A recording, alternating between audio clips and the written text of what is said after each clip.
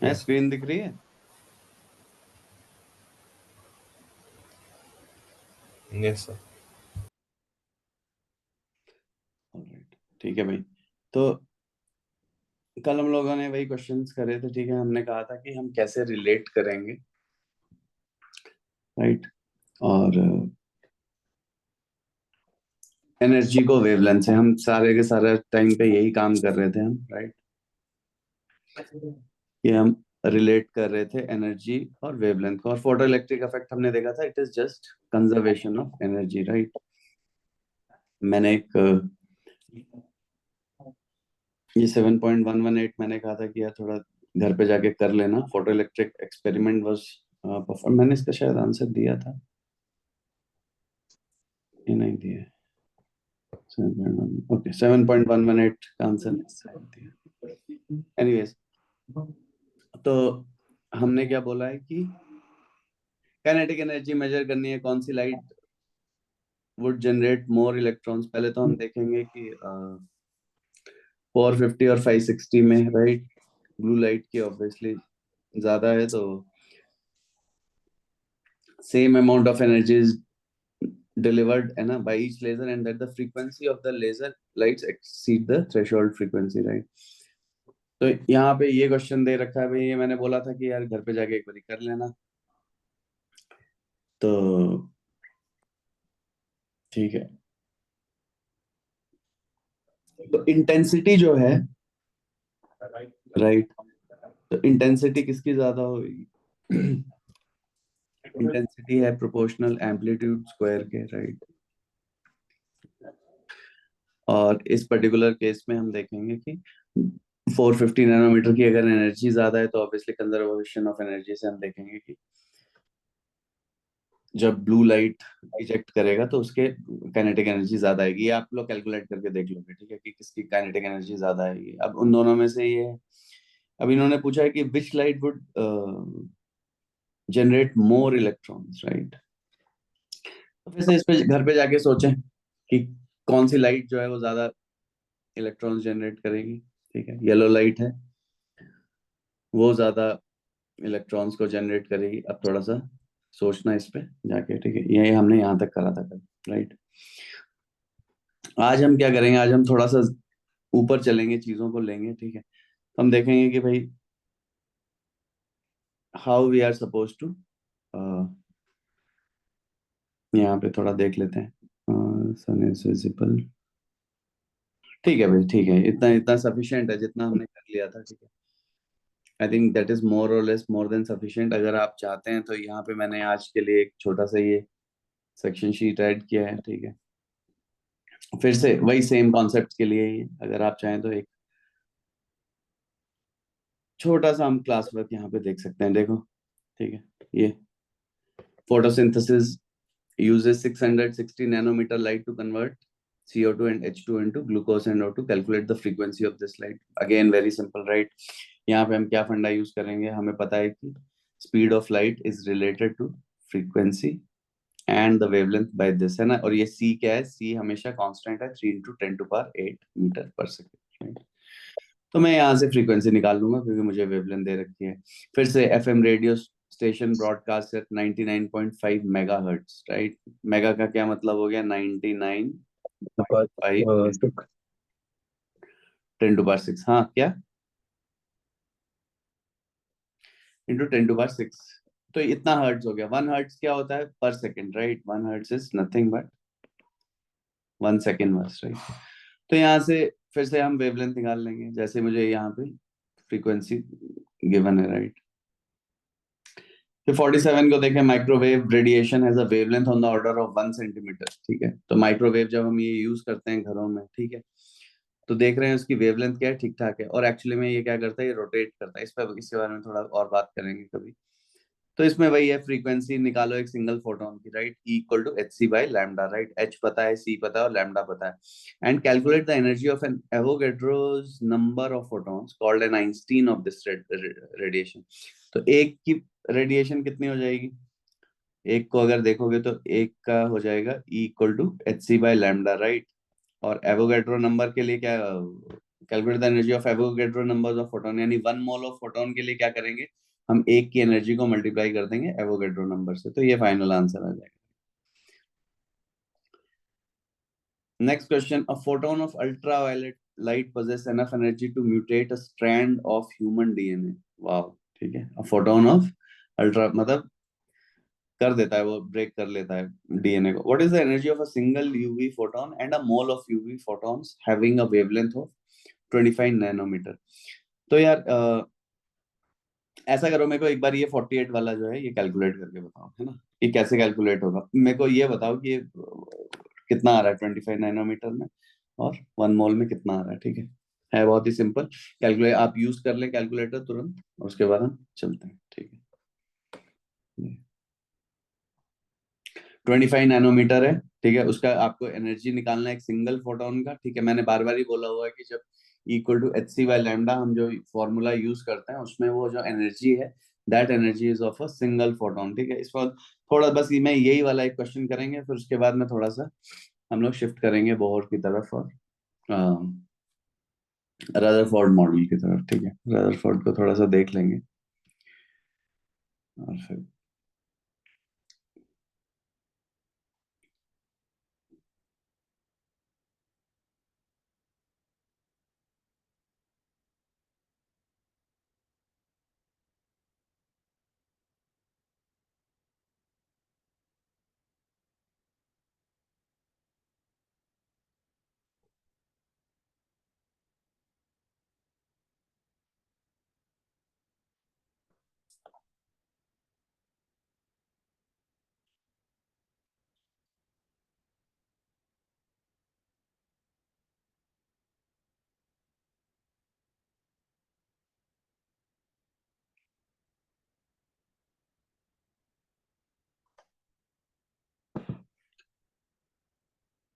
भाई मुझे थोड़ा स्पीड में करके दें। 25 नैनोमीटर, शाबाश, है ना, 25 नैनोमीटर है तो क्या होगा।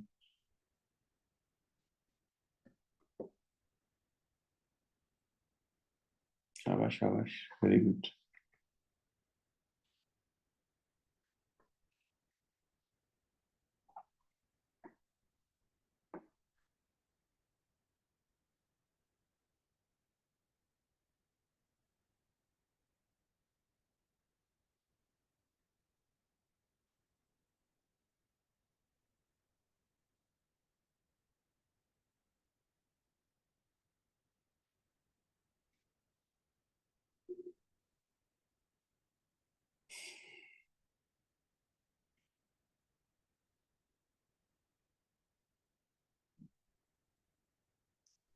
देखो 49 वाला क्वेश्चन में कितना मस्त है, octyl methoxycinnamate and oxybenzone are common ingredients in sunscreen. ये जो सनस्क्रीन लगाते हैं, ठीक है, ये कैसे करते हैं, ये अल्ट्रावायलेट बी लाइट को एब्जॉर्ब कर लेते हैं, राइट, 280 से 320 नैनोमीटर की वेवलेंथ को, राइट।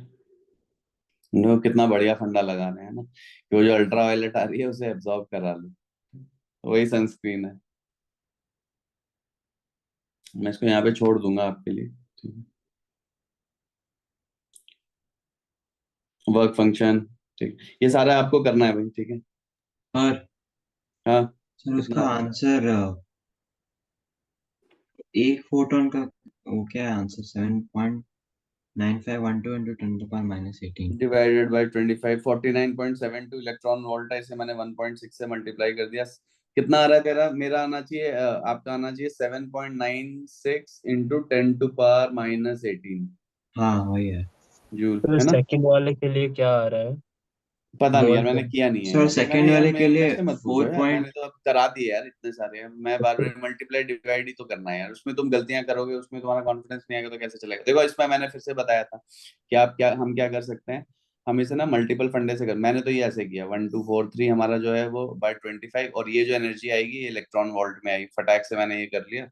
और मेरे को पता है कि 1 electron volt is equal to 1.6 into 10⁻−19 joule, right. तो 1243/25 जो भी आया वो आया मेरा 79.95, लेट मी चेक, हाँ 79.55। सो एनर्जी आ गई है 79.55 ईवी, और ईवी तो यानी ये जूल में कितना हो गया एक के लिए, 79.55 इंटू 1.6 इंटू ये ईवी है और मैंने कहा कन्वर्जन फैक्टर जूल के लिए फिर कौन सा वाला यूज करेंगे 1.6 into 10⁻⁻19 joule divided by 1 EV. ऐसे कटता है, ये नहीं है हवा में मल्टीप्लाई नहीं हो जाता। तो ये जो भी आया है ये आई थिंक इनका आंसर आ गया, आप लोगों का सही आंसर है वो। सर वो नहीं 1 नहीं, मोल का एक सेकंड, नहीं नहीं नहीं, मैंने गड़बड़ करा है यहाँ। 1243 डिवाइडेड बाय 25 आ रहा है 49.70। सॉरी सॉरी, ठीक है, क्या मैंने वो फाइनल मल्टीप्लाई कर दिया ना कैलकुलेटर में, मैंने वही देख के बता दिया। 49.72 इलेक्ट्रॉन वोल्ट है। तो ये आ रहा है, तो इसको मल्टीप्लाई कर देंगे 49.72 पर, राइट। यहाँ पे 49.72 इलेक्ट्रॉन वोल्ट मल्टीप्लाई हो जाएगा 1.6 इंटू 10⁻⁻19 जूल 1 ईवी से, ठीक है, ये आ जाएगा। और फिर क्या करेंगे, एक 1 मोल के लिए आप इसे क्या करोगे, इस पूरी एनर्जी को, मान लिया ये एनर्जी एक्स आ रही है मेरी, कितनी आ रही थी ये 79.55 आ रही थी, राइट। तो ये आ रही थी 7.96 इंटू 10⁻⁻18 जूल, राइट। तो फॉर 1 मोल के लिए कैसे करेंगे, ये हो जाएगा 7.96 into 10⁻⁻18 joule, right. This for 1 photon, right. Joule, अब ऐसे ऐसे लिख सकते हो, दिस इज पर photon, right. And 6.022 into 10⁻23 photons in 1 mole, right?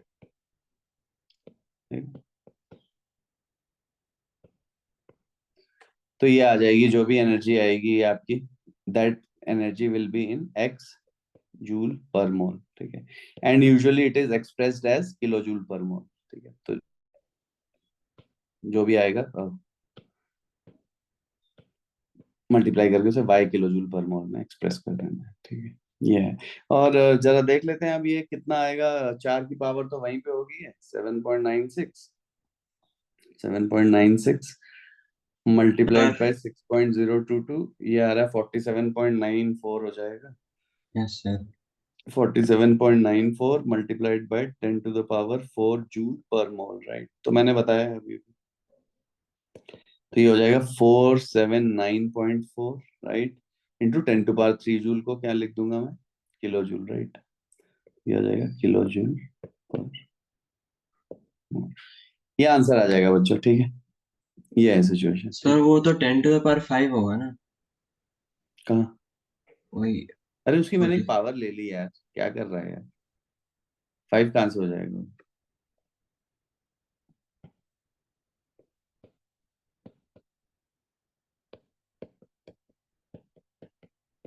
है ना।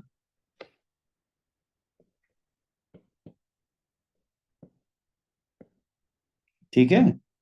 Yes.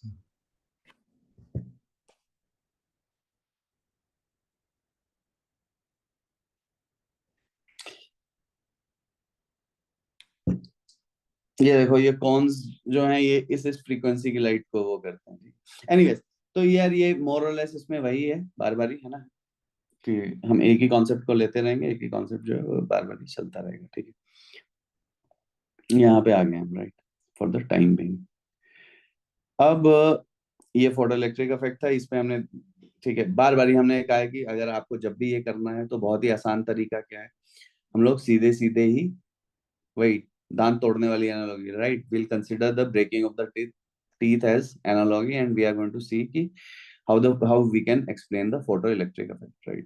So this was what we were dealing with, and now we are going to deal with interaction of radiant energy with atoms, right. अब हम deal कर रहे हैं interaction of radiant energy with atoms, और जो कि line spectra हमारे पास बनता है भाई। पहले तो हम देखें ये क्या है, ये देखो, separation of white light into its constituent colors, है ना। when a narrow beam of ordinary white light is passed through a glass prism, different wavelengths travel through the glass with different speed। तो ये है ना, बहुत ही common चीज है, ये रेनबो है, हमने देख रखा है, ठीक है। तो ये जो है ये, तो इस स्पेक्ट्रम को हम बोलते हैं बच्चों कॉन्टिन्यूस स्पेक्ट्रम, ठीक है, क्योंकि अब हम देख सकते हैं कि सारी की सारी वेवलेंथ जो है वो प्रेजेंट है, ठीक है। अब ठीक है, अब यहाँ पे अगर अब देखो एटॉमिक लाइन स्पेक्ट्रम, अब हम क्या करते हैं, when light from a hydrogen discharge tube is passed through a narrow slit and then a prism, the colors of light in its emission are separated। पहली बात तो है each element has its own characteristic, मतलब अगर आप element बदलते जाओगे तो जो कलर आपको दिखेगा वो बदलता जा रहा है। तो यानी इसका मतलब है कि हर एक एलिमेंट का एक कैरेक्टरिस्टिक कलर हमें मिल रहा है।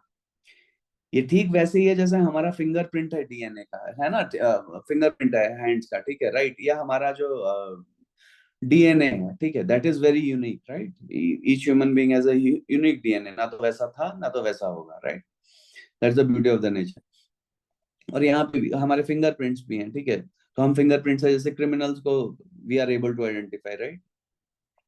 So the same thing is that by this color, right, by this atomic line spectra, we are able to identify and also quantify the amount of an element in a sample. हम ये भी बता सकते हैं कि भाई ये जो एलिमेंट है ये कौन सी है और ये कितने अमाउंट में है, and that is the whole beauty. सारा का सारा गेम यही है, और यही हम अब देखेंगे कि ये चीज चलती कैसे। आप देख सकते हो, देखो सोडियम जो है येलो लाइट है, और हमने जब क्वेश्चंस करे थे, अगर आपको ध्यान होगा, सीजियम का करा था, और फिर हमने एक क्वेश्चन करा था, उसमें कहा था कि भैया सीजियम जो लाइट है वो कितने, है ना, तो ब्लू लाइट थी सीजियम की, ठीक है। तो हर एक एलिमेंट के कैरेक्टरिस्टिक कलर है, ठीक है।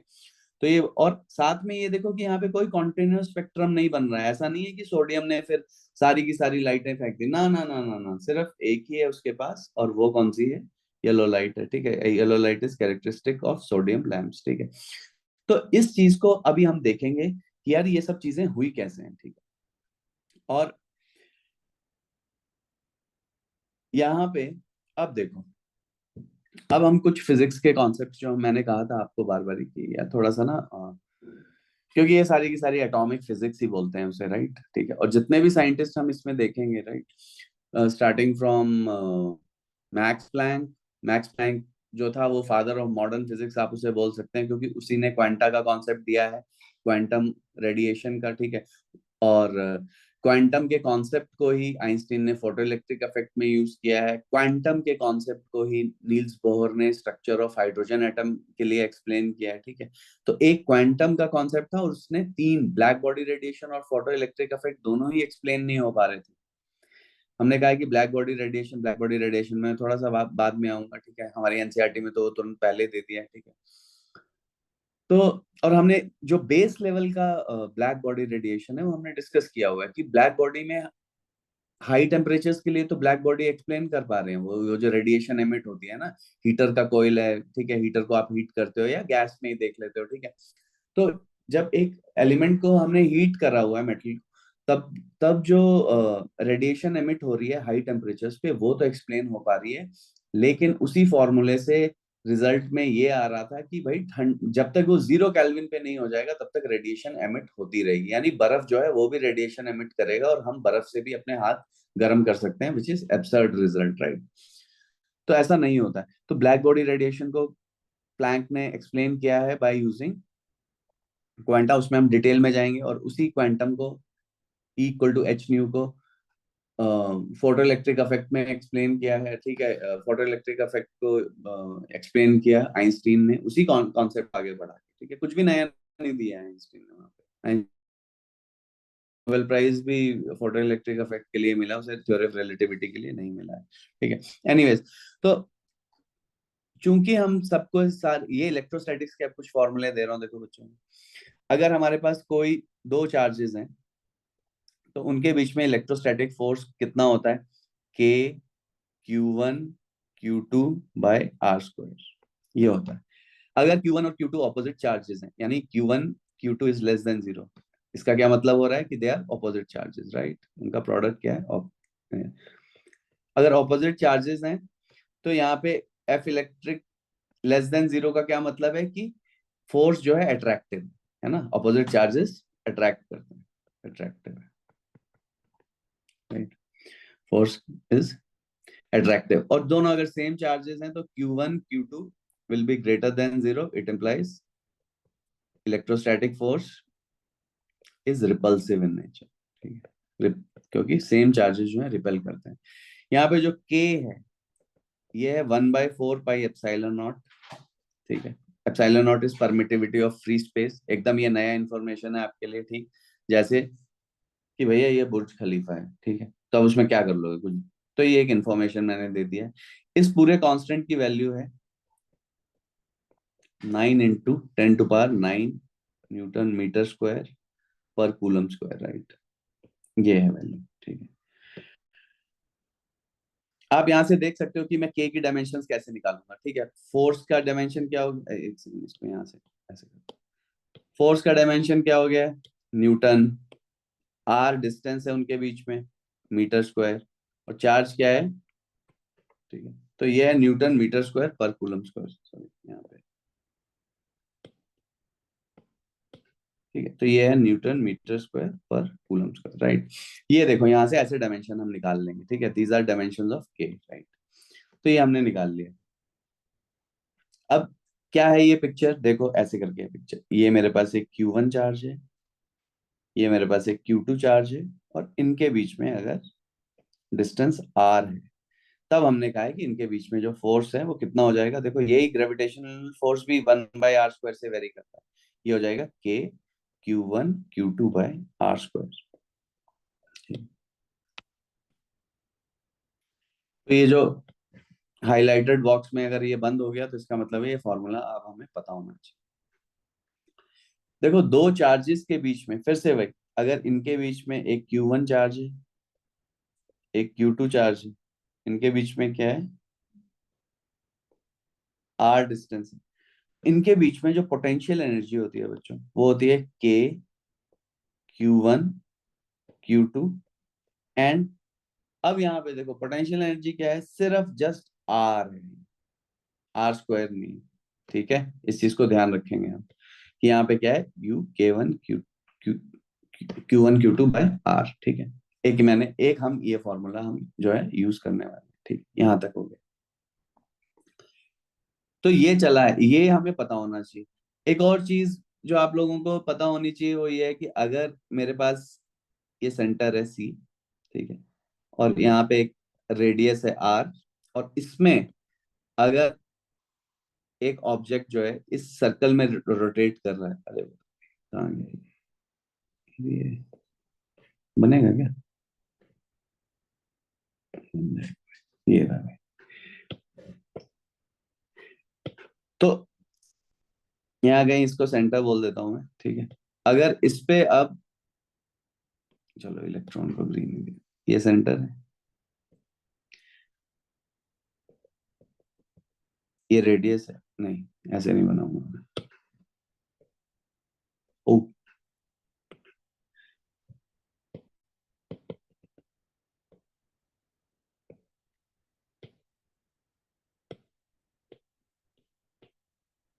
चिप्स मैं कम ही यूज करता हूँ यार।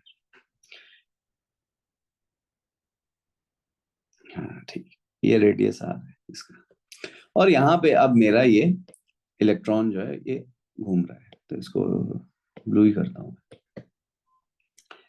ये अगर ये इलेक्ट्रॉन जो है अगर ये घूम रहा है यहाँ पे, ठीक है, या कोई भी अगर इलेक्ट्रॉन छोड़ो यार, पहले घूमेगा तो इलेक्ट्रॉन ही हमारे केस में, मान लिया एक इसका अगर मास m है, ठीक है, और ये फिर से एक लाइन हो जाए, ऐसे वाली लाइन हो, ठीक है, ऐसे करके घूम रहा है, वेलोसिटी v से, राइट। स्पीड है यहाँ पे, ठीक है, और ऑब्वियसली वेलोसिटी है, कॉन्टिन्यूसली डायरेक्शन चेंज हो रहा है, कांस्टेंट स्पीड है इसकी। तो अगर, तो अभी तक आपने ये सुन लिया होगा कि अगर ऐसा कुछ सिचुएशन चल रही होती है तो हमारे पास क्या होता है, इसके तरफ बाहर की तरफ फोर्स लगता है। जैसे अगर एक स्ट्रिंग से है ना, अगर एक पत्थर को घुमाओ और छोड़ दोगे तो वो बाहर की तरफ जाएगा, तो बाहर की तरफ जो फोर्स लग रहा है, ठीक है, वो कितना हो जाएगा, mv² / r।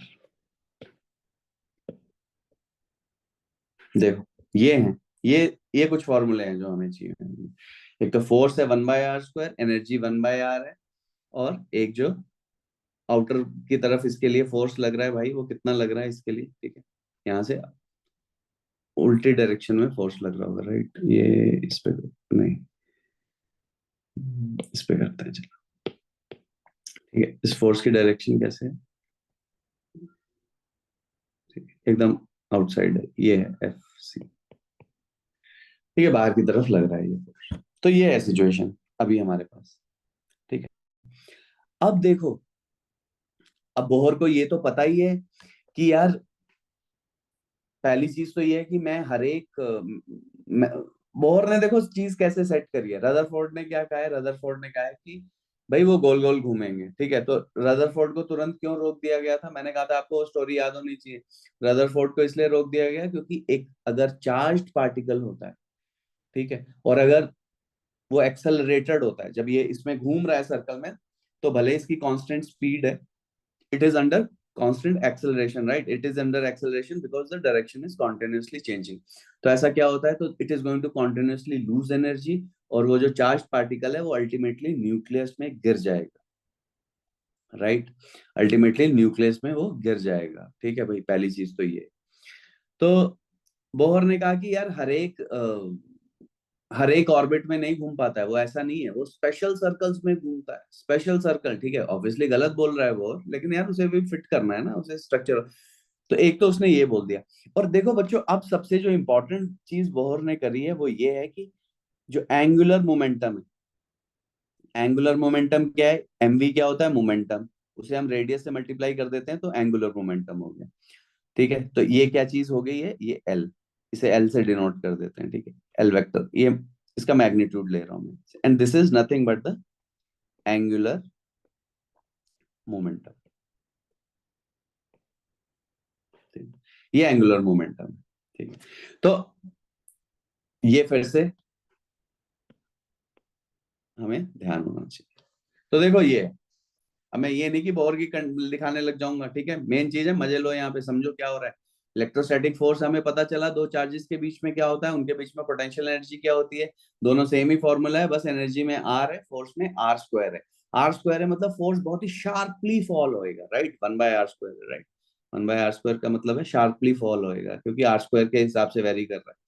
क्योंकि 1 मीटर पे 1 स्क्वायर होएगा, 2 मीटर होते 1/4 हो जाएगा, 10 मीटर होते 1/100 हो जाएगा फोर्स, क्योंकि स्क्वायर में वेरिएशन होता जा रहा है, राइट। तो force is going to fall very fast, energy उतनी फास्ट नहीं फॉल करेगी क्योंकि 1/r ही है, ठीक है। तो 1 मीटर से 10 मीटर में एनर्जी 1/10 होगी, जबकि फोर्स 1/100 हो जाएगा, राइट, क्योंकि आर स्क्वायर वेरिएशन है उसका। तो ये है मेरे पास जो चीजें हैं जिन्हें हम यूज करेंगे, जिन्हें बोहर ने रादर यूज किया, और हम देखेंगे कि बोहर ने करा क्या है, ठीक है। यहाँ तक आ गया। अब देखो बच्चों, बोहर ने ये कहा कि पहली चीज तो कि electrons rotate in something he called stationary orbits. क्या बोला है उन्हें, स्टेशनरी ऑर्बिट्स बोल दिया, ठीक है। फिट कर रहा है वो सब कुछ। Electrons rotate in stationary orbits, when electrons are in stationary orbits, तो ना तो वो एनर्जी लूज करेंगे और ना एनर्जी गेन करेंगे। When electrons are in stationary orbits, stationary orbits, they neither gain nor lose energy,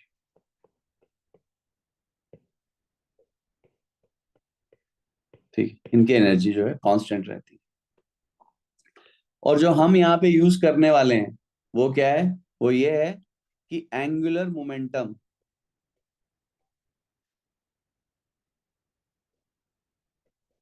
angular momentum of an electron is quantized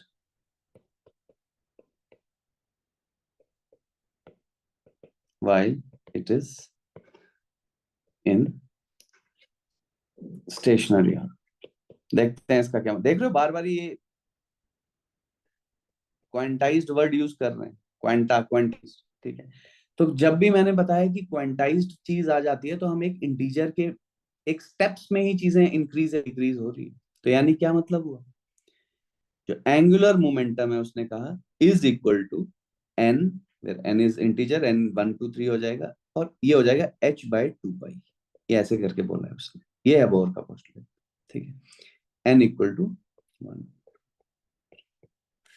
तो इसका क्या मतलब हो गया, हमें पता है एमवीआर को हम एल भी बोल सकते हैं, ठीक है, एल, ठीक है। एंगुलर मोमेंटम एक वेक्टर होता है, मोमेंटम भी एक वेक्टर होता है, हम लोग सिर्फ मैग्नीट्यूड से डील कर रहे हैं, ठीक है। अपन फिजिक्स पढ़ ही नहीं रहे, अपन केमिस्ट्री पढ़ रहे हैं, ठीक है। तो मैग्नीट्यूड से डील करके हम हमारा काम चल जा रहा है, क्योंकि हमसे कोई ये नहीं पूछता है डायरेक्शन कहाँ पे जा रही है, ठीक है, हमें पता है यार आर क्रॉस पी है, वेक्टर की हम डायरेक्शन निकाल लेंगे। और ये कितना है, एन। बच्चों इसे एच क्रॉस भी बोल देते हैं, ठीक है। देखो एच क्रॉस क्या होता है, एच बाय 2 पाई, ठीक है, एच क्रॉस भी बोल देते हैं, तो ऐसे भी लिख देते हैं, कुछ फैंसी लोग होते हैं ऐसे भी लिख देते हैं, फैंसी लोगों में मैं भी फैंसी हूँ, कभी कभी मैं भी ऐसे लिख देता हूँ।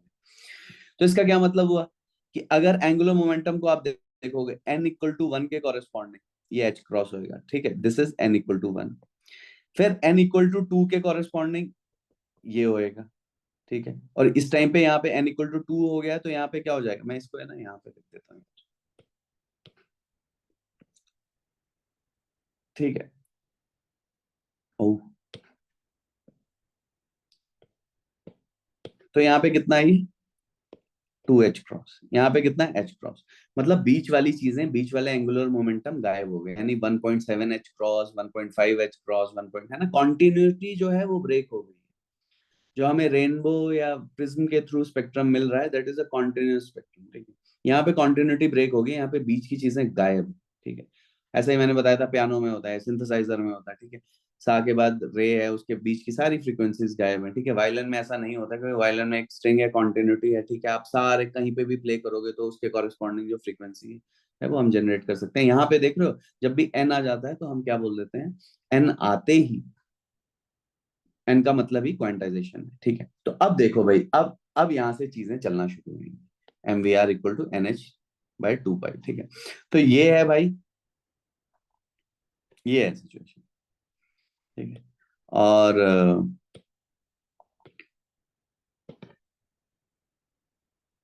ओहो, नहीं, यार एक तो मेरे को ये इसका ये नहीं लगता, ये ऑटो क्यों ऐसे कर लेता है, ठीक है। ये घूम रहा है भाई लोग, ठीक है, इसको थोड़ा और लाइट कर देता है यार, इलेक्ट्रॉन, ये इलेक्ट्रॉन। और देखो जो सेंटर है, रदरफोर्ड ने क्या कहा है, सारा का सारा जो पॉजिटिव चार्ज है वो एक छोटी सी जगह न्यूक्लियस में है, यहाँ पे, यहाँ कहीं, ठीक है, यहाँ कहीं। अब मेरे को ये बताओ, हाइड्रोजन है, ठीक है, हाइड्रोजन में, हाइड्रोजन में क्या होगा, हाइड्रोजन में एक इलेक्ट्रॉन होगा, एक प्रोटॉन होगा, राइट, हाइड्रोजन में क्या होगा, एक इलेक्ट्रॉन एक प्रोटॉन।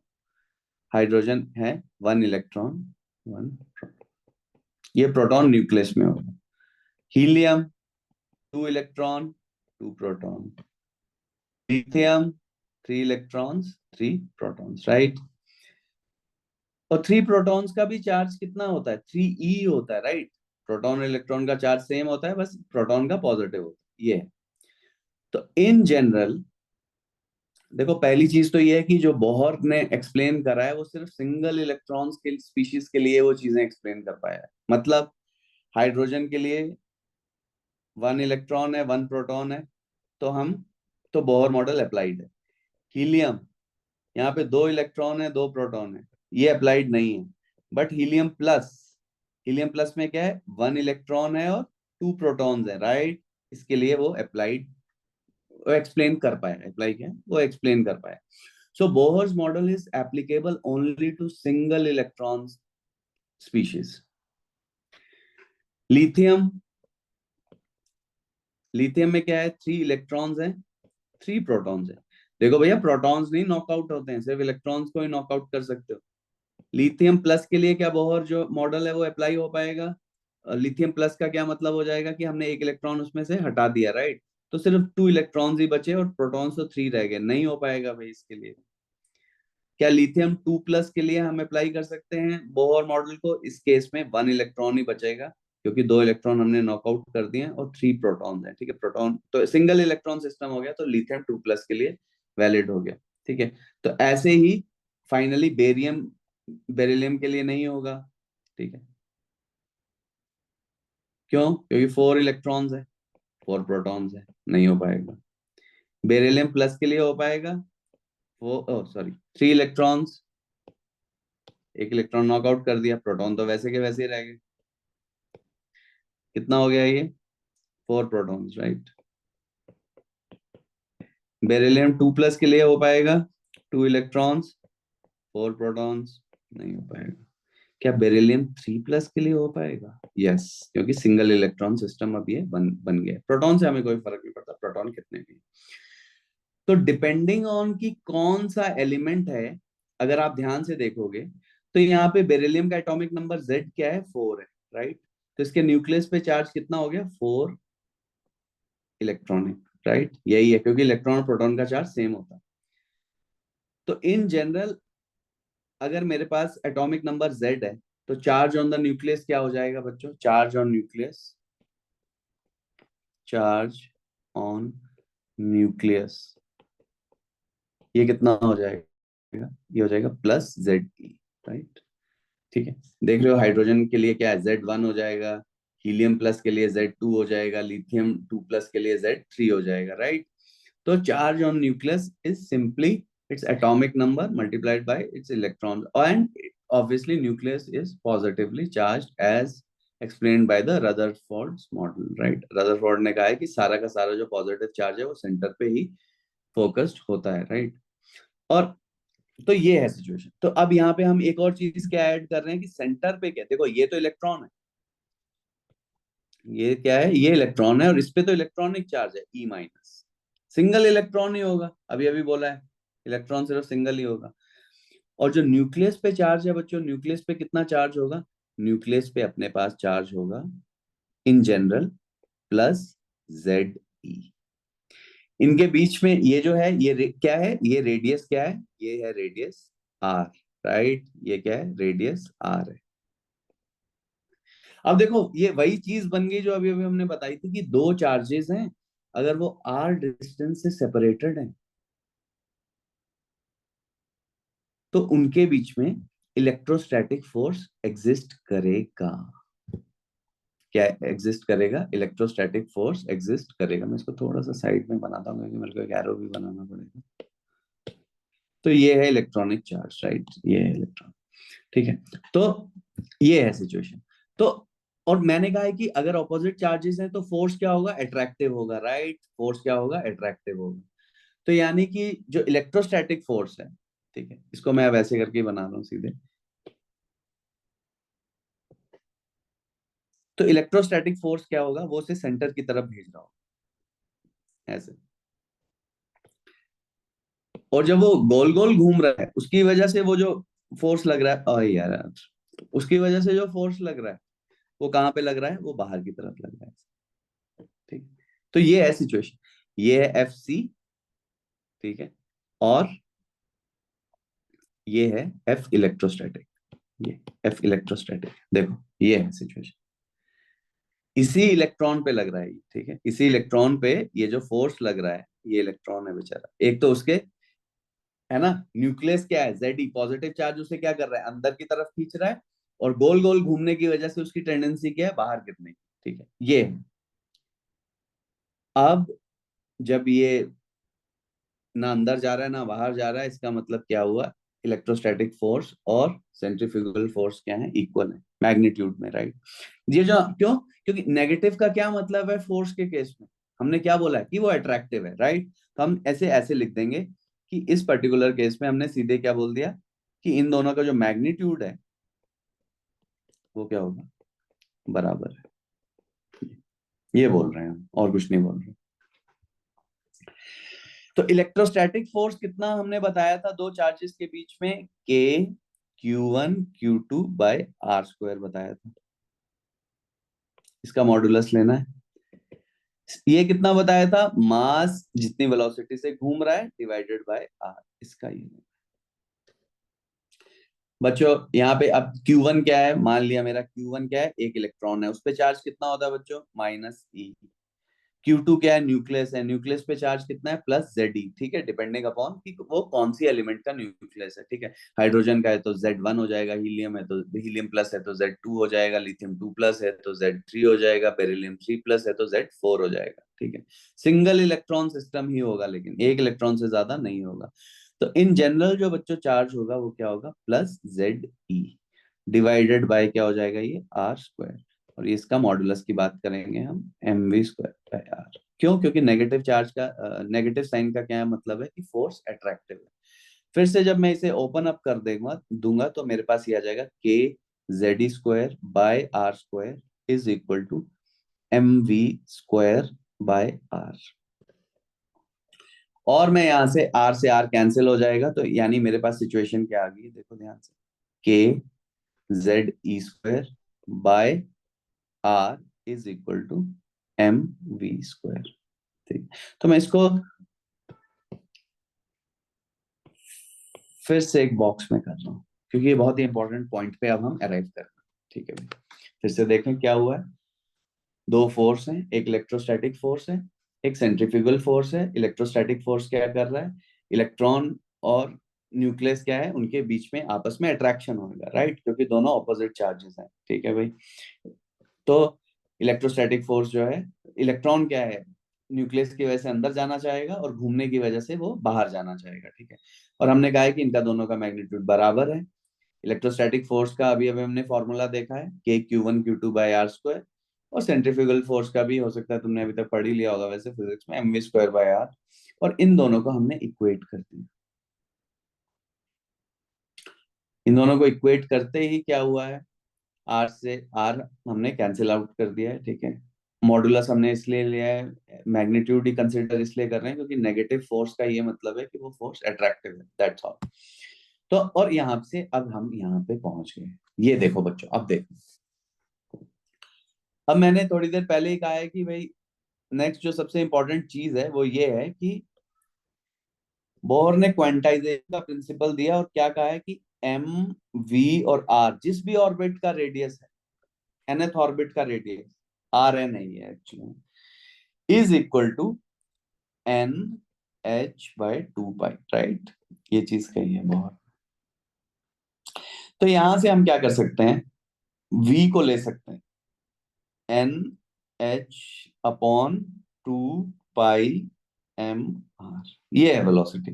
रीअरेंज कर दिया देखो मैंने इसी को, v, देखो भाई लोगों, यहाँ पे ऊपर वाला ये जो मैंने हाइलाइटर से किया है, के भी हमें नोन है, जेड भी हमें गिवन है, इलेक्ट्रॉनिक चार्ज भी हमें गिवन है, मास ऑफ इलेक्ट्रॉन भी हमें पता है। हमें सिर्फ वी और आर जो है नहीं पता है। क्या क्या पता है मुझे, के कांस्टेंट है 9 × 10⁹ न्यूटन मीटर स्क्वायर पर कूलम स्क्वायर। जेड हमें पता होगा क्योंकि वो बता देंगे कि भैया कौन सा एलिमेंट है।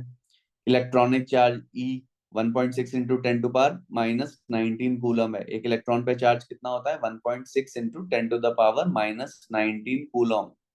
तो वो भी मुझे पता है, right, that also I know. Mass of electron also I know. what I don't know is the radius and the velocity, so I am trying to derive an expression for radius and velocity. तो ये जो highlighted box है इसमें दो unknown है, velocity भी unknown है और रेडियस भी अननोन है। So I need a second equation. और सेकंड इक्वेशन मेरे पास कहां से आई है, बोहर ने क्या दिया है, ये क्वांटाइजेशन, राइट, क्योंकि वो क्वांटाइजेशन ही चल रहा है। ये देखो, बोहर ने कहा था कि उसे तुरंत जैसे उसने वो स्पेक्ट्रा देखा तो उसे ये समझ में आ गया कि उसे क्या करना है, उसने फिट कर दिया तुरंत और नोबेल प्राइज भी ले लिया। उसे क्या समझ में आया, उसे ये समझ में आया कि भाई बीच की जितनी भी लाइनें और एनर्जी की वो है वो गायब करनी है। उसे सिर्फ ये समझ में आया, क्योंकि एक ही लाइन मिल रही है तो बाकी सारी लाइनें गायब करनी है। तो बाकी सारी लाइनें गायब कैसे होंगी, by the concept of quantization, क्योंकि हम बार बार इतनी देर से वही गाना गा रहे हैं, ठीक है, बहुत टाइम हो गया अब हमें। इसमें क्वांटाइजेशन का क्या मतलब है, मैंने सीढ़ियों वाला एग्जांपल दिया हुआ कि अगर एक बॉल है वो सीढ़ियों से गिर रही है तो कहीं पे भी स्टेयर्स पे रेस्ट कर सकती है, but the ball can not rest in between. ठीक है, अगर रैंप है तो रैंप में आप चढ़ते चढ़ते कहीं पे भी रेस्ट कर सकते हो, ठीक है, लेकिन सीढ़ियां चढ़ रहे हो तो सीढ़ी इंटरमीडिएट पे आप रेस्ट नहीं कर सकते हो। ठीक है, तो ये आ गया मेरे पास v equal to N H by 2 pi mr। अब मैं क्या करूंगा, इसको यहाँ पे सब्स्टिट्यूट कर दूंगा। देखो वेलोसिटी की जगह अब हम लोग इस वैल्यू को रख देंगे, तो मेरे पास क्या आ जाए, इसको मैं 1 बोल देते हैं, राइट, इसको 1 बोल देता हूँ, यहाँ से 2 बोल देते हैं फॉर द मीन टाइम। अब देखो मेरे पास क्या आ गया, K Z square by R is equal to M, अब v की जगह ये वैल्यू रख दो, N H upon 2 pi m r, और ये क्या हो जाएगा बच्चों, स्क्वायर। अब थोड़ा सा देखें क्या क्या आता है, K Z E square by R is equal to M N square H square divided by 4 pi square M square R square. ठीक है, मैंने बार बार ही आप लोगों को बोला कि हम जो डिराइव कर रहे हैं, हम जो ये सब कर रहे हैं वेलोसिटी और रेडियस के लिए कर रहे हैं, तो ये आर से आर है। ठीक है, तो ऑब्वियसली आर से आर हम कैंसिल आउट कर देंगे, राइट। तो if I rearrange this, I'll get this. R is equal to n square h square upon m से भी m कैंसिल हो, 4 pi square e square m k z। ये expression, ये है रेडियस के लिए एक्सप्रेशन। कई बुक्स में इसे ऐसे भी लिख देते हैं कि radius of the nth orbit is equal to n square h square 4 pi square e square m k and z। या भाई सेम ही चीज है ये, ठीक है, लेकिन कुछ बुक में ऐसे वो भी मेंशन होता है कि radius of the nth orbit. बच्चों इसमें क्या है, अगर आप ये वैल्यूज रखोगे, ठीक है, एच की वैल्यू रख सकते हैं, पाई ई सबकी इनकी वैल्यू अगर हम रख देंगे तो मेरे पास ये आएगा radius of the nth orbit, right. I can put all these values, right. और ये कितना हो जाएगा,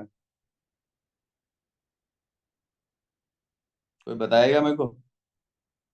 कोई वैल्यूज पुट करके बता सकता है, बता पाएगा कि कितना है ये?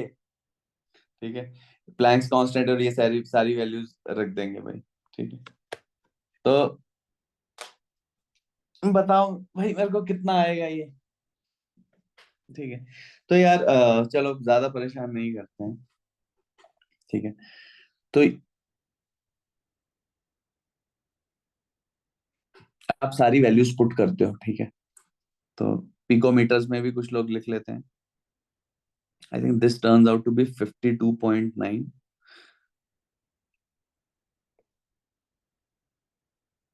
ठीक है, एन मेरा वैसे ही रह जाएगा और जेड मेरा वैसे ही रह जाएगा, क्योंकि इनकी आइडेंटिटी मेरे को नहीं पता है, बाकी सारी वैल्यूज कांस्टेंट है। क्यों? क्योंकि मेरे को पता है प्लैंक्स कांस्टेंट पता है, पाई की वैल्यू पता है, इलेक्ट्रॉनिक चार्ज की वैल्यू पता है, ई कितना है 1.6 इंटू 10⁻⁻90। के पता है मुझे, बताया मैंने 9 इंटू 10⁻9 न्यूटन मीटर स्क्वायर पर कूलम स्क्वायर। ठीक है, पाई की वैल्यू पता ही है, इतना काफी है 3.14159। प्लैंक्स कांस्टेंट की वैल्यू हमें पता ही है, काफी टाइम से पढ़ रहे हैं इसको।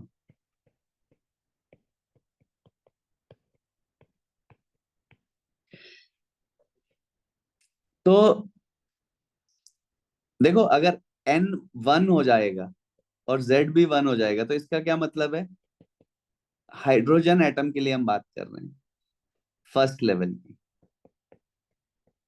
राइट। सो यानी उसका जो रेडियस आएगा, ठीक है, उसको वो कितना आ जाएगा 52, दिस पिकोमीटर, पीएम 52.9 पिकोमीटर आएगा। पिकोमीटर 1 पिकोमीटर कितना होता है 10⁻12 मीटर। ठीक है भाई, 1 पिकोमीटर कितना हो गया कितना, और ये एंगस्ट्रॉम में आएगा 0.529, राइट। 0.529 एंगस्ट्रॉम हो जाएगा। कुछ लोग इसे एंगस्ट्रॉम में भी डील करते हैं, वो यार आप कन्वर्ट कर लोगे, राइट। तो ये आ गया बच्चों, इस रेडियस को ना हम लोग बोहर्स, ये जो वैल्यू है इसे हम बोहर्स रेडियस भी बोलते हैं, सम्मान में भाई के, Bohr's radius, radius.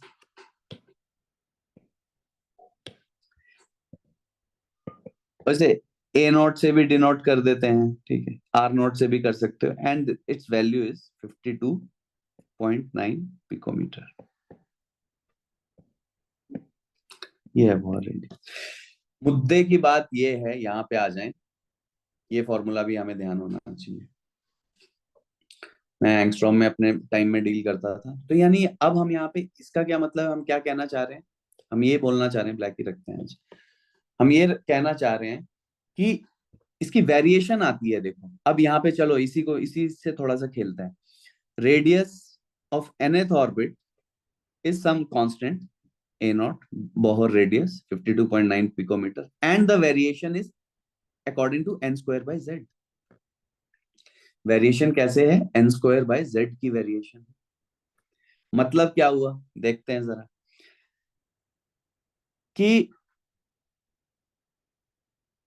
Consider hydrogen atom, H atom in fourth orbit, देखते रहो। और हम साथ में कंसिडर कर रहे हैं लिथियम 2+ आयन, क्योंकि लिथियम 2+ आयन ही क्यों कंसिडर कर रहे हैं, क्योंकि ये सिंगल इलेक्ट्रॉन सिस्टम है, तभी हम बोहर का मॉडल लगा पाएंगे। और लिथियम 2+ आयन में मान लिया वो घूम रहा है फिफ्थ ऑर्बिट पे, ठीक है भाई, फिफ्थ ऑर्बिट पे। तो अब हम यहाँ पे रेशियो निकालना चाह रहे हैं कि radius of lithium 2+ in the fifth orbit divided by radius of the hydrogen atom in the fourth orbit, इस रेशियो को निकालना है आपको। तो देखो a0 से तो a0 कैंसिल हो जाएगा, पहले क्या है 4 square by Z, sorry lithium को ऊपर रखना है, तो n क्या है, फिफ्थ ऑर्बिट है 5 स्क्वायर, बाय z क्या है इसके लिए, लिथियम के लिए 3, राइट। ये मेरा ऊपर का एक्सप्रेशन होगा। a0 भी रख लो चलो शुरू में, इसको फिर पूरे काट देता हूँ। तो ऊपर वाला क्या हो जाएगा, ये a0 इंटू n क्या है 5 स्क्वायर बाय z, z क्या है लिथियम के लिए 3। हाइड्रोजन के लिए रेडियस क्या हो जाएगा a0, n square 4 square, z क्या है हाइड्रोजन के लिए। तो ये जो रेशियो होगी इस ऑर्बिट की ये कितनी हो जाएगी 25, बताना यार 1648, ये हो गया। तो यानी अगर एक ऐसा इलेक्ट्रॉन है जो कि लिथियम है ना, लिथियम में घूम रहा है, ठीक है, लिथियम 2+ आयन में घूम रहा है, ठीक है, फिफ्थ ऑर्बिट में, और एक ऐसा इलेक्ट्रॉन है जो कि हाइड्रोजन एटम में रिवॉल्व कर रहा है फोर्थ ऑर्बिट में, तो उनके रेडियस की रेशियो क्या होगी 25/48 होगी, ठीक है, 25/48 रेशियो होगी, राइट। पहली चीज तो ये होगी, पहली चीज हमें तुरंत ये क्लियर होगी कि यहाँ पे क्या हुआ, ठीक है। और ये बच्चों ये मैंने इसलिए करवाए हैं क्योंकि ये क्वेश्चन आपसे पूछे जाते हैं, ठीक है, ये काफी बारी जेई एडवांस में आ चुके हैं, ठीक है। जब आपकी किस्मत अच्छी होती है तो थोड़ा इजी सा क्वेश्चन ही है, ऐसे दे देते हैं, ठीक है। तो ये मैंने आपको एक इलस्ट्रेशन बता दिया है, तो मैं यहाँ पे लिख देता हूँ, ठीक है, जेई प्रॉब्लम्स हैं टिपिकल, ठीक है, इस टाइप का आपसे पूछा जाता है, ठीक है। तो ये हो गया, और आप यहाँ पे ये कर लें, आपको बहुत रेडियस पता होना चाहिए, ठीक है, क्योंकि कुछ यार सम्मान दे दो इसे भी भाई को, ठीक है।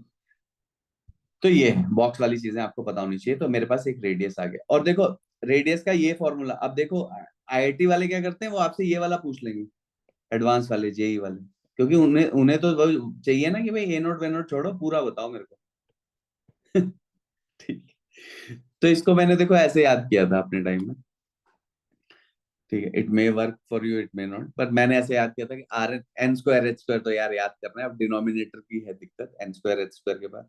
तो मैंने ऐसे याद किया था कि 4 पाई स्क्वायर, पाई बोलते पाई, तो पाई का स्क्वायर है तो साथ में पाई जब बोल रहे हैं तो ई भी आ रहा है, तो पाई स्क्वायर ई स्क्वायर, तो यानी 4 पाई स्क्वायर मतलब पाई स्क्वायर ई स्क्वायर यहाँ पे हो गया। फिर एम के जेड को मैंने ऐसे याद कर लिया, वो एम के एस सिस्टम है ना अपना, एम के एस ठीक है, तो मैंने उसे एम के जेड कर दिया, ठीक है।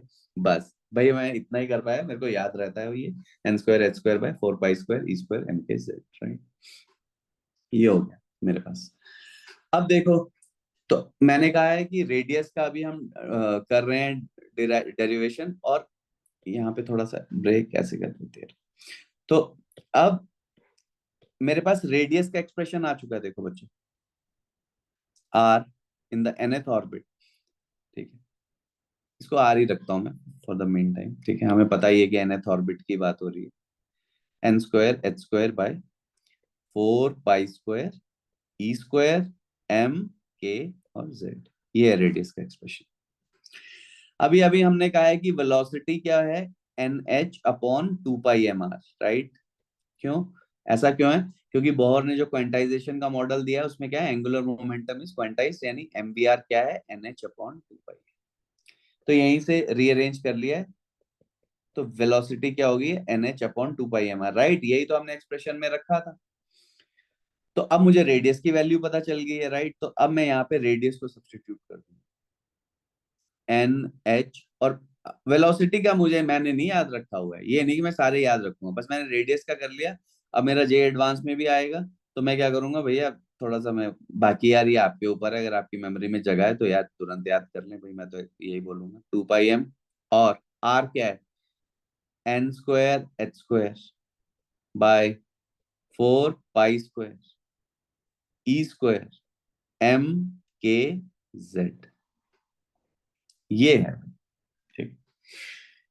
तो यानी वेलोसिटी बन जाएगी एनएच से, तो एनएच कैंसिल हो जा रहा है, और 2 पाई से एक ये कैंसिल हो जाएगा, तो एक तो 2 पाई ऊपर आ जाएगा, है ना, 2 से 2 हो गया तो 2 पाई, पर ठीक है 2 पाई, ई स्क्वायर ही रह जाएगा ऊपर,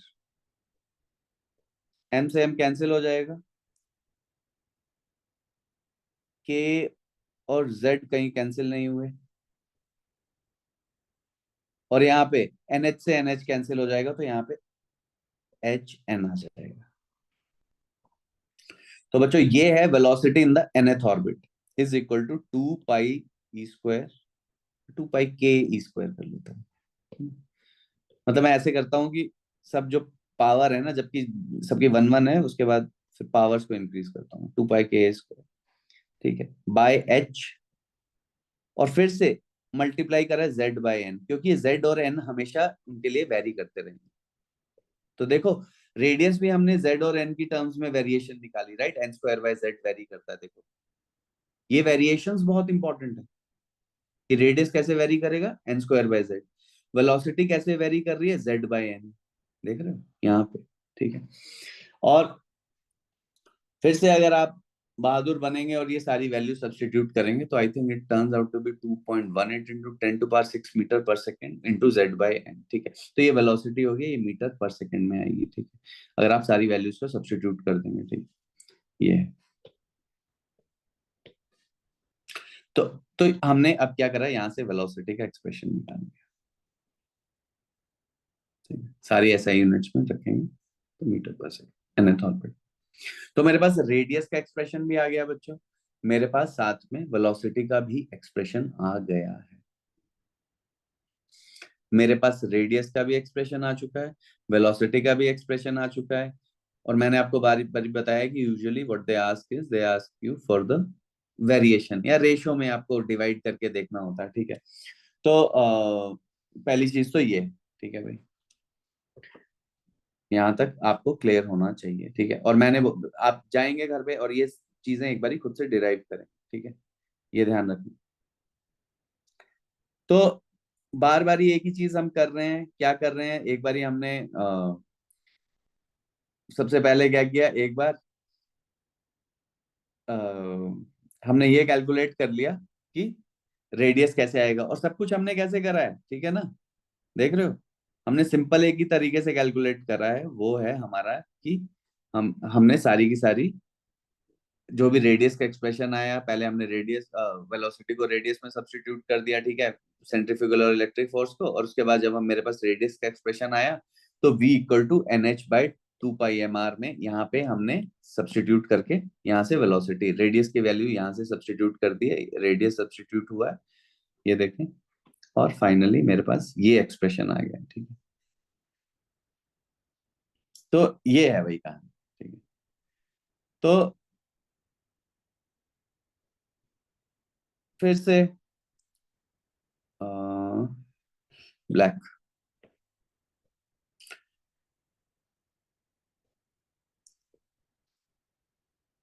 टू 2.18 इंटू 10⁶ इस कांस्टेंट की value Z/n metre per second.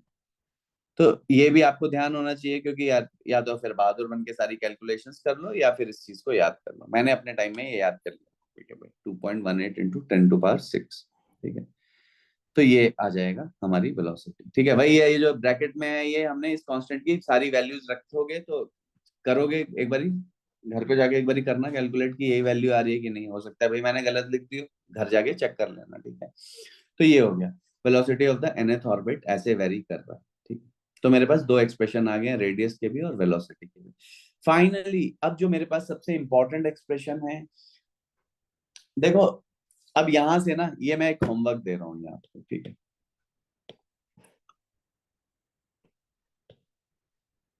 Homework, इसमें आप टाइम पीरियड निकालोगे। टाइम पीरियड क्या हो जाएगा, सरकमफेरेंस बाय जिस वेलोसिटी से वो वहां घूमे। तो रेडियस भी पता है, वेलोसिटी भी पता है, तो टाइम पीरियड के लिए एक्सप्रेशन निकालोगे। ठीक है, और उसकी टाइम पीरियड की प्रोपोर्शनैलिटी मेरे को बताओगे कि z में Z/x एंड n/y, ये x और y कितने हैं। मैं फिर से एक्सप्लेन कर रहा हूं मैं क्या पूछना चाह रहा हूं। जैसे मैंने आपसे पूछा कि रेडियस जो है nth ऑर्बिट का, that is proportional to nx/z/y। तो मेरे को पता है रेडियस nth ऑर्बिट का क्या होता है, n² / z।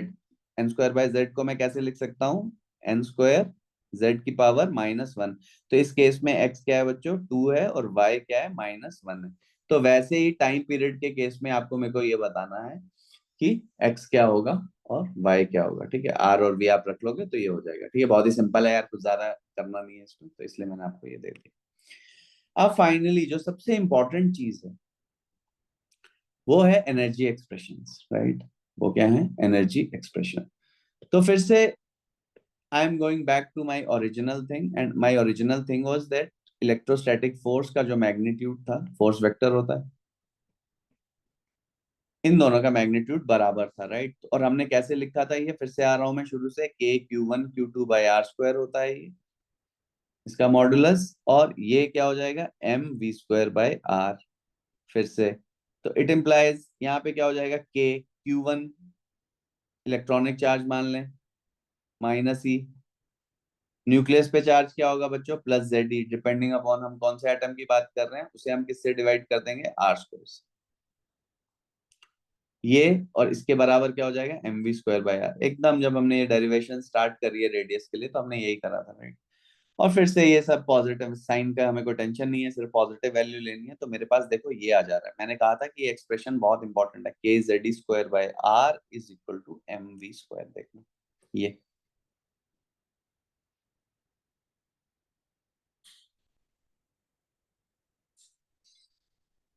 और जैसे मैंने बॉक्स भी कराया। अब देखो टोटल एनर्जी, टोटल एनर्जी क्या होगी, kinetic energy plus potential energy. ठीक है, क्या होगी, total energy will be equal to kinetic energy plus potential energy. ठीक है, और मैंने बोला हुआ है कि ये इंपॉर्टेंट है, राइट। मैंने दोनों तरफ यहाँ पे क्या किया, हाफ हाफ से मल्टीप्लाई कर दिया, तो मेरे पास यहाँ पे क्या आ गया देखो, kZe²/2r is equal to half mv²। अरे हाफ mv² क्या होती है, काइनेटिक एनर्जी होती है। तो देखो मेरे पास क्या आ गया, it implies kinetic energy is equal to kZe²/2r। ये आ गई मेरी काइनेटिक एनर्जी। अब बच्चों आगे चल रहे हैं हम। मैंने आपसे अभी अभी कहा था कि अगर मेरे पास दो चार्ज सिस्टम है, राइट, मेरे पास दो चार्जेस हैं Q1 और Q2, and if they are separated by a distance r, then the potential energy between them is given by k q1 q2 by r. This is the electrostatic potential energy. ठीक है, gravitational potential energy हम consider नहीं करेंगे क्योंकि masses are, they are too light, right. k q1 q2 by r। तो यानी कि अगर मुझे अब सिचुएशन क्या है, एक तो न्यूक्लियस पे चार्ज है यहाँ पे प्लस Ze, और वो जो इलेक्ट्रॉन है बेचारा घूम रहा है माइनस से, ये है r डिस्टेंस से सेपरेट, ठीक है। तो पोटेंशियल एनर्जी इनके बीच में बच्चों क्या हो जाएगी, k q1 और यहाँ पे q2 divided by r, and this turns out to be minus k Ze square by r। Potential energy कितनी आ गई है, minus k Ze square by r। इसको मैं, ठीक है, इसको भी बॉक्स कर रहा हूँ और इस पोटेंशियल एनर्जी को भी बॉक्स कर रहा हूँ, ब्लैक पे आ जाए k Ze square by r। तो total energy is equal to kinetic energy plus potential energy, ठीक है, potential energy plus kinetic energy कुछ भी, U प्लस के। यू कितना है बच्चों, minus k Ze square by plus k कितना है, k Ze square bye 2r। तो यानी इसका क्या मतलब हो गया, यहाँ से 2 से ऊपर नीचे मल्टीप्लाई कर दिया, I think this will turn out to be minus k Ze square by 2। देखो ये टोटल एनर्जी का एक्सप्रेशन आ गया, लेकिन मैंने बोला हुआ है कि हमें क्या करना है, हमें जो भी एक्सप्रेशन निकालेंगे हम बच्चों यहाँ पे, चाहे वो वेलोसिटी का हो, रेडियस का हो, टाइम पीरियड का हो, तो उसमें हम क्या करेंगे, सिर्फ एन और जेड का, एन और जेड, एन कौन से ऑर्बिट में घूम रहा है और जेड कौन सी एलिमेंट है, कौन सा एटॉमिक नंबर है, ठीक है, कौन सा आयन हम कंसिडर कर रहे हैं, राइट, कौन सी एलिमेंट है, तो वहां से जेड, बाकी सारे कांस्टेंट्स होने चाहिए। तो यहाँ पे जो टोटल एनर्जी का अभी मैंने एक्सप्रेशन निकाला, उसमें आर जो है यार, वो तो एन और जेड की टर्म्स में नहीं है, और आर कांस्टेंट भी नहीं है, अननोन भी नहीं है। तो हम क्या करेंगे, यहाँ पे जो आर की हमने वैल्यू रखी है, हम उसे कैलकुलेट, उसे सब्स्टिट्यूट कर देंगे यहाँ पे। तो total energy will turn out to be minus k Ze square divided by 2। R का वैल्यू, आर का एक्सप्रेशन मैंने बताया था कि सिर्फ आर का ही मैंने एक्सप्रेशन याद किया था अपने टाइम पे, N square H square upon 4 pi square E square M के जेड।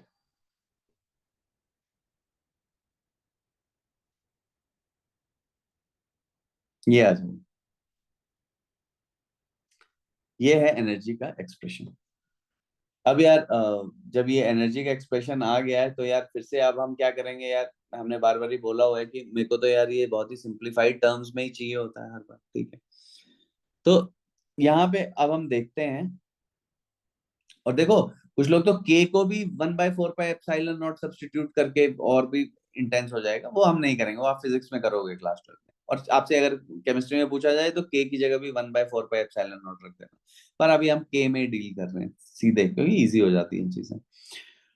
तो जरा अब थोड़ा यहाँ पे इसको देखें यार, किस किस को कैंसिल आउट करेंगे, पहले तो यार सब कुछ ऐसे करके एक ही तरफ ले आओ यार, Ze स्क्वायर है, जरा इनको 4 pi square E square M के जेड, ये सब भाई ऊपर आ गए बाराती, और यहाँ पे ये 2 n स्क्वायर एच स्क्वायर रह गया, ठीक है।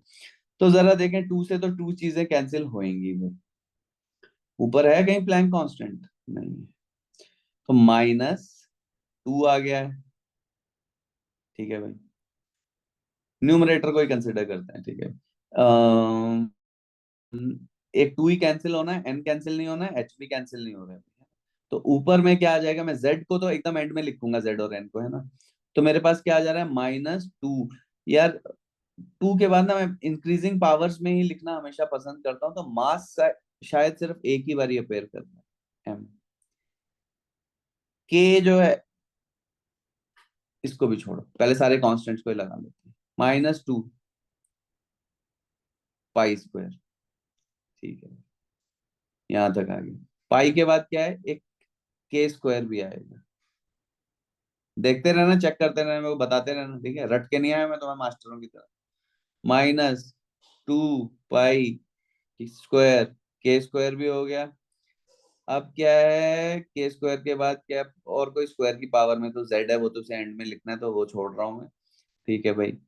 यार एम रह गया मेरा, मेरे को एम लिखना चाहिए था सबसे पहले, कोई बात नहीं एंड में लिख लेंगे। E4 रह गया, ये सब कर लिया है, ठीक है। और मेरे पास यहाँ पे Z² रह गया है, और यहाँ पे मेरे पास क्या रह गया बच्चों, H² रह गया, यहाँ पे N² रह गया। मैंने बोला Z और N को हम एकदम एंड में लिखते हैं।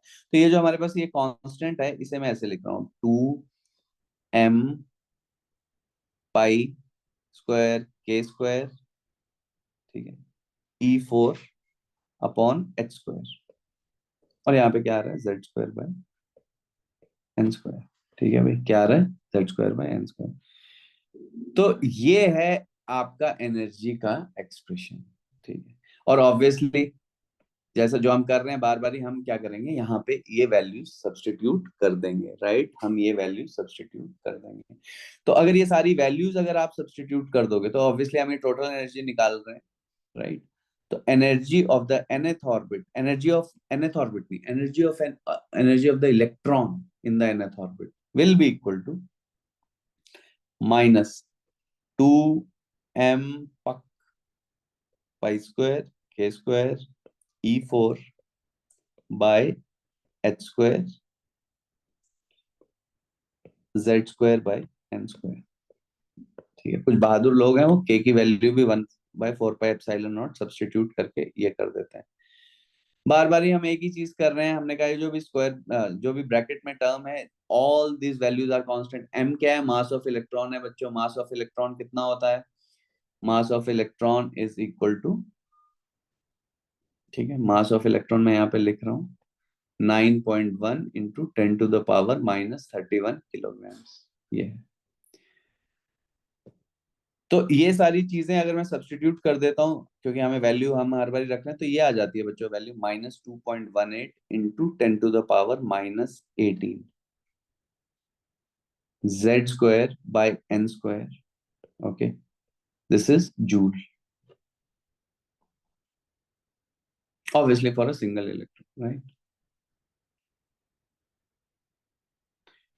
पर इलेक्ट्रॉन। ठीक है, एक इलेक्ट्रॉन के लिए ये उसकी एनर्जी जो है वो कैलकुलेट हो रही है। सर हाँ, सर वो n मतलब n ऑर्बिट है ना? यस। ओके। तो ये कैलकुलेट हो गया, और मैंने यही यहाँ पे ऐसे कर दिया।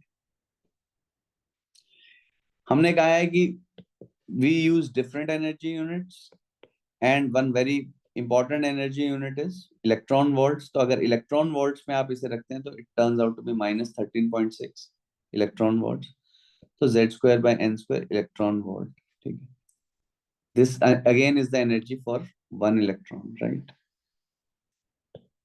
ये लिख देता हूँ, फॉर वन इलेक्ट्रॉन।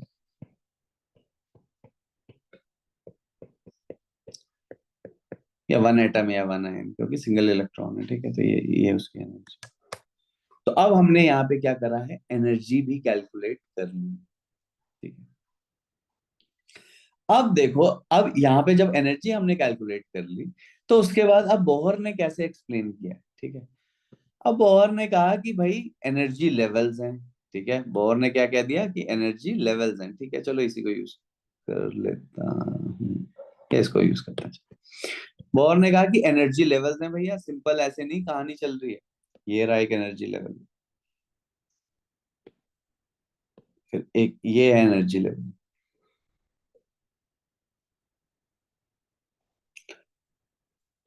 फिर एक ये है एनर्जी लेवल, फिर एक ये है एनर्जी लेवल।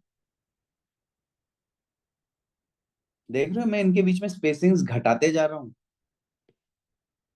ठीक है। That is not a coincidence,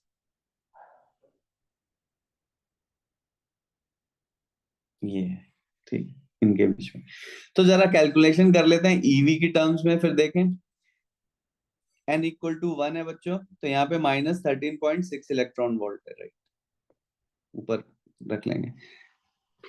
z equal to 1 के लिए देखते हैं, हाइड्रोजन एटम के लिए n इक्वल टू 2 हो जाएगा, तो -13.6/4 हो जाएगा।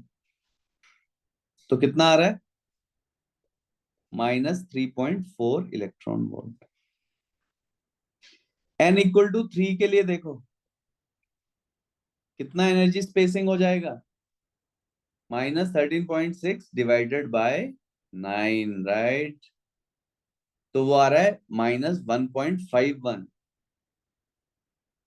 -1.51।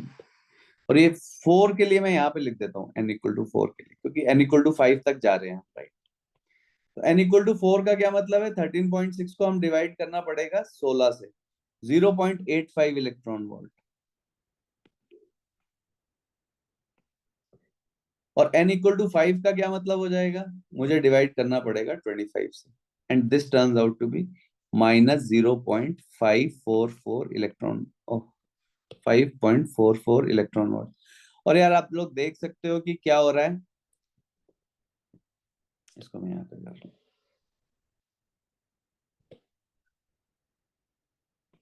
n इक्वल टू 4, ये n इक्वल टू 5। आप देख रहे हो, अगर इनके बीच में गैप कंसिडर करो, ठीक है, तो इनके बीच में गैप्स क्या होते जा रहे हैं भाई लोग, इनके बीच में गैप्स कम होते जाएंगे, है ना। अगर मैं इस गैप को देखूंगा यहां से, तो ये गैप कितना है, 10.2 इलेक्ट्रॉन वोल्ट, राइट। ये गैप कितना है, डेल्टा ई, ठीक है। इन दोनों को माइनस कर लोगे तो कितना आएगा, 10.2 इलेक्ट्रॉन वोल्ट, है ना। E2 माइनस E1, ठीक है। डेल्टा ई का क्या मतलब है, E2 माइनस E1।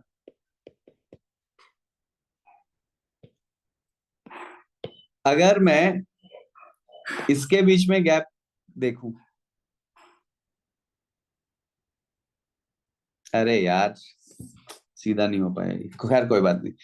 तो इसके बीच में गैप कितना आएगा, 1.51 और 3.4, कितना हो जा रहा है भाई, 3.4 माइनस 1.51, 1.89 इलेक्ट्रॉन वोल्ट। देख रहे हो ना, गैप कितना भयंकर कम हो गया, है ना। रफली 1/5 हो गया। अब 4 और उसके बीच में और भी कम होता जाएगा, और भी कम होता जाएगा, ग्रेजुअली इनके बीच में स्पेसिंग बहुत ही कम होती जाएगी।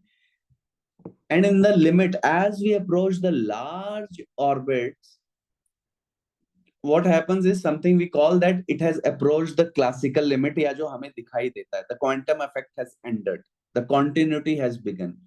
देखिए छोटे लेवल्स पे कैसे एकदम लार्ज गैप है, लेकिन जैसे जैसे गैप्स कम होते जा रहे हैं, इसका मतलब क्या है, कॉन्टिन्यूस स्पेक्ट्रम बनता जा रहा है, क्योंकि गैप्स ही नहीं रहेंगे कुछ टाइम के बाद।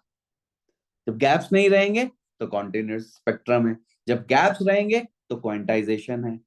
तो आप देखें जैसे जैसे हायर ऑर्बिट्स को हम अप्रोच करते जा रहे हैं, वैसे वैसे क्या होता जा रहा है, क्वांटाइजेशन खत्म होता जा रहा है, और क्लासिकल लिमिट को हम अप्रोच करेंगे। इसमें हम फिर से वापस आएंगे, ठीक है, डरने की बात नहीं। तो यहाँ पे आ जाएगा। अब देखो, तो ये सिचुएशन चल रही है, ठीक है। ये एक तो मुझे आपको ये बताना था। दूसरी चीज हम फिर से वहीं पे कंटिन्यू कर रहे हैं। अब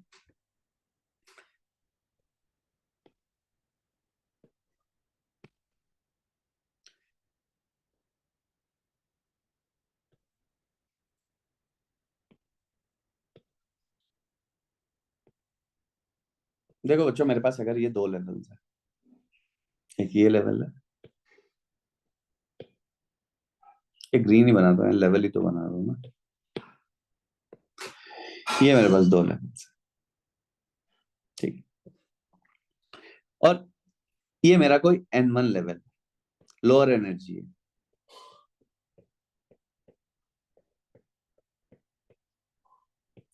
और ये मेरा हायर लेवल है, क्या है, N2, higher energy.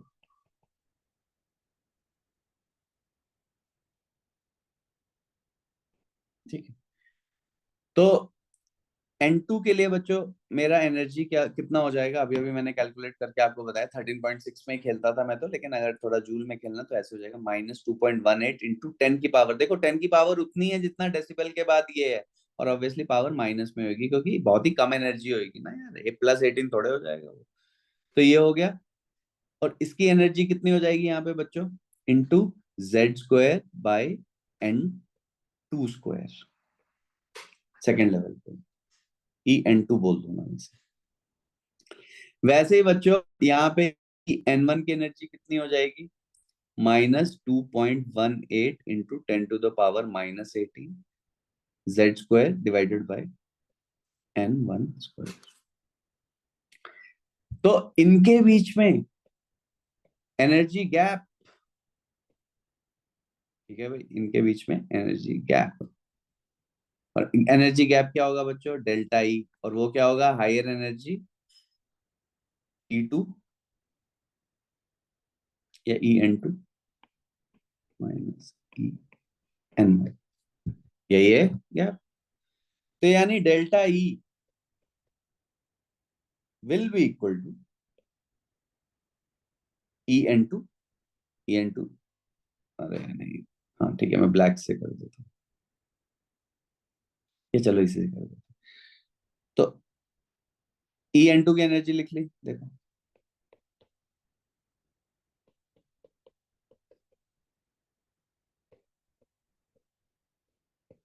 Minus En1, और ये कितना हो जाएगा, माइनस कर रहे हैं, En1 कितना है, ये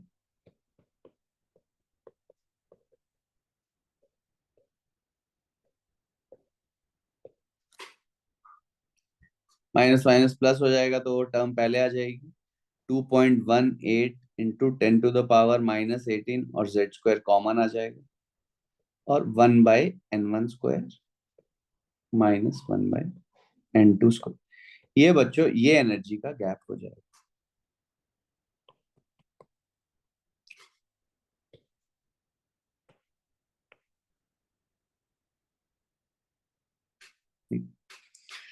तो सिमिलरली अगर इलेक्ट्रॉन वोल्ट में अगर मैं बोलूंगा इसी चीज को, तो इलेक्ट्रॉन वोल्ट में क्या है, सब कुछ वैसे ही रहेगा, बस वो कांस्टेंट 2.18 इंटू 10⁻−18 की जगह 13.6 इलेक्ट्रॉन वोल्ट हो जाएगा। तो ये हो जाएगा बच्चों 13.6 Z square into 1/n1 square minus 1/n2 square. ये है फिर से दो एनर्जी लेवल्स के बीच में energy difference, and the units,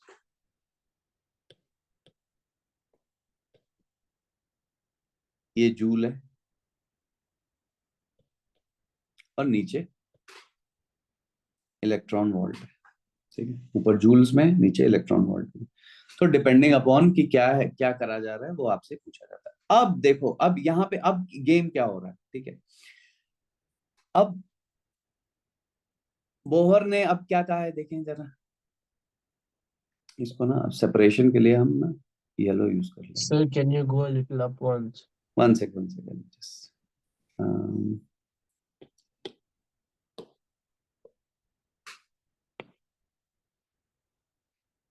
हाँ भाई बताओ।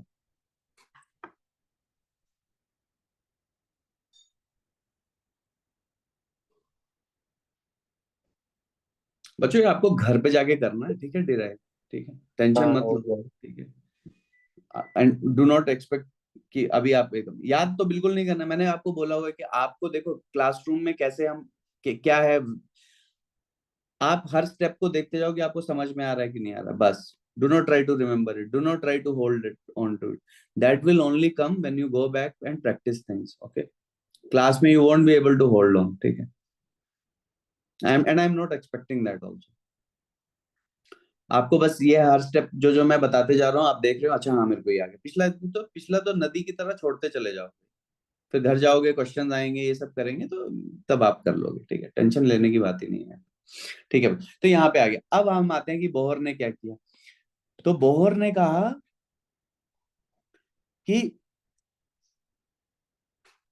फिर से लेवल्स,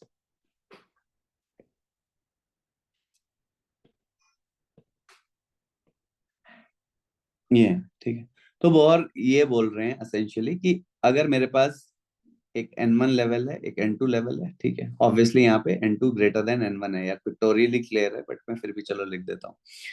तो अगर ये सिचुएशन है, तो उन्होंने कहा कि अगर एक इलेक्ट्रॉन लोअर ऑर्बिट में है, ठीक है, और वो किसी तरीके से एनर्जी एब्जॉर्ब कर लेगा, तो एनर्जी एब्जॉर्ब करेगा तो क्या करेगा, वो हायर ऑर्बिट में चला जाएगा। ध्यान से सुनना इस बात को, क्योंकि सारे क्वेश्चन इसी पे आते हैं कि अगर एक इलेक्ट्रॉन मेरा यहाँ कहीं पे बैठा हुआ है, ब्लू इलेक्ट्रॉन, यार इसको ब्लू को ट्राई करेंगे आज,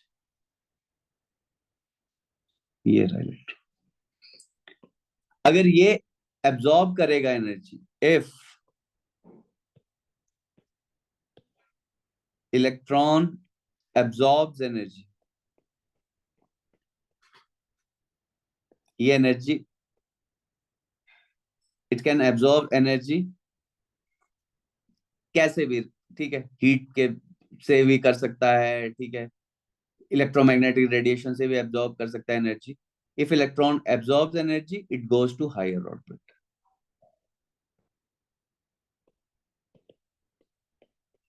ऑब्वियसली आ रही है बात समझ में.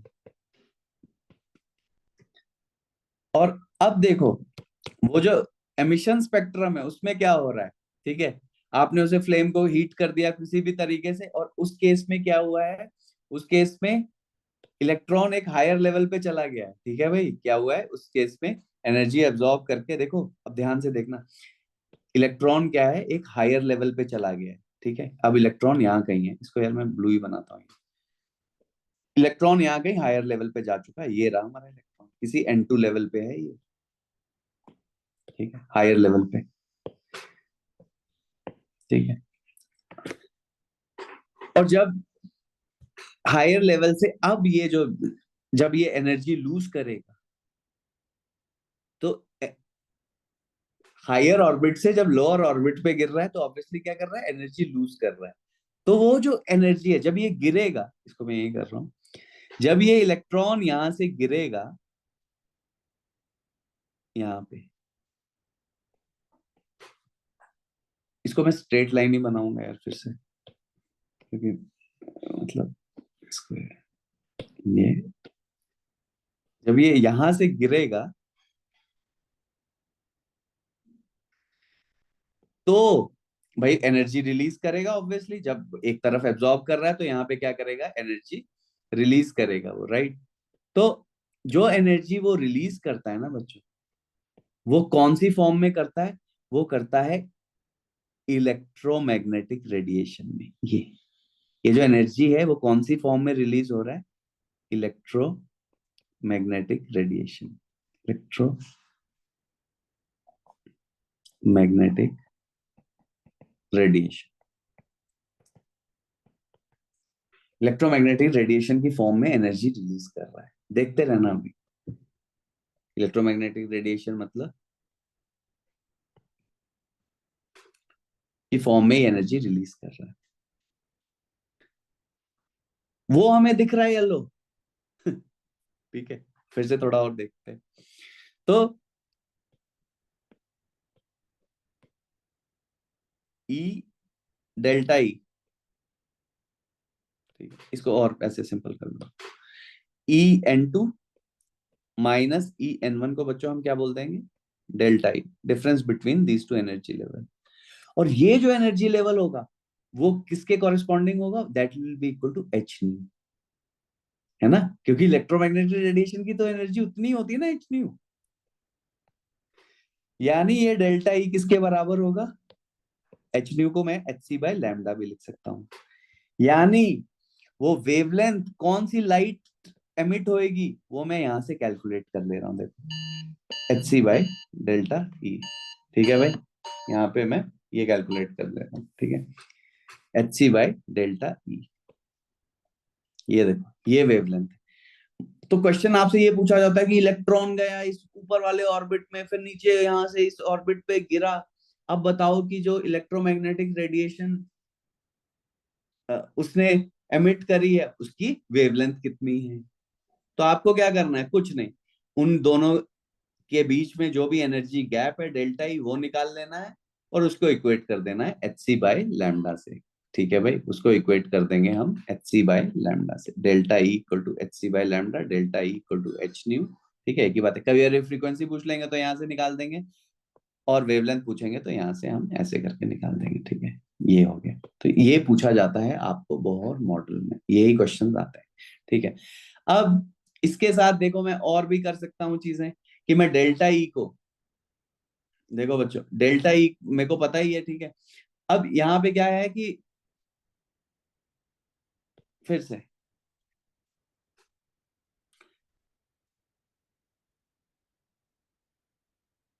1 by lambda is wave number, ये न्यू बार बोला जाता है इसे।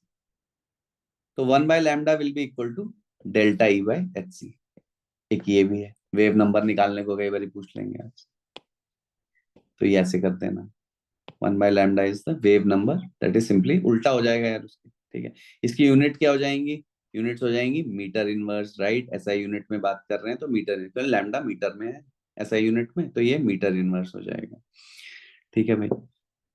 तो यहां तक आज के लिए ब्रेक कर रहे हैं, ठीक है। विल कंटिन्यू दिस, ठीक है, and will see a lot of problems regarding this Bohr model atom. What I want from you is that whatever we have derived, you should go and derive it on your own. ऐसे ही बच्चों formulas याद रहते हैं, ठीक है। मैंने इसलिए इस पे इतना एम्फोसिस डाला है, ठीक है। मैंने एक लाइन में फॉर्मूला नहीं लिखा है आप लोगों के लिए इसलिए, ठीक है, ताकि आपको पूरी चीज समझ में आए कि क्या हो रहा है, ठीक है। टाइम पीरियड, वेलोसिटी, तो जब हम प्रीवियस ईयर जेई एडवांस के भी क्वेश्चन करेंगे या जेई मेंस के भी अभी क्वेश्चन करेंगे, तब आपको चीजें समझ में आएंगी कि हाँ भाई हमने ये सब क्यों करा है, ठीक है। क्योंकि बगैर इन सब चीजों के आप इन डेप्थ ऑपरेशन नहीं कर सकते हैं, ठीक है।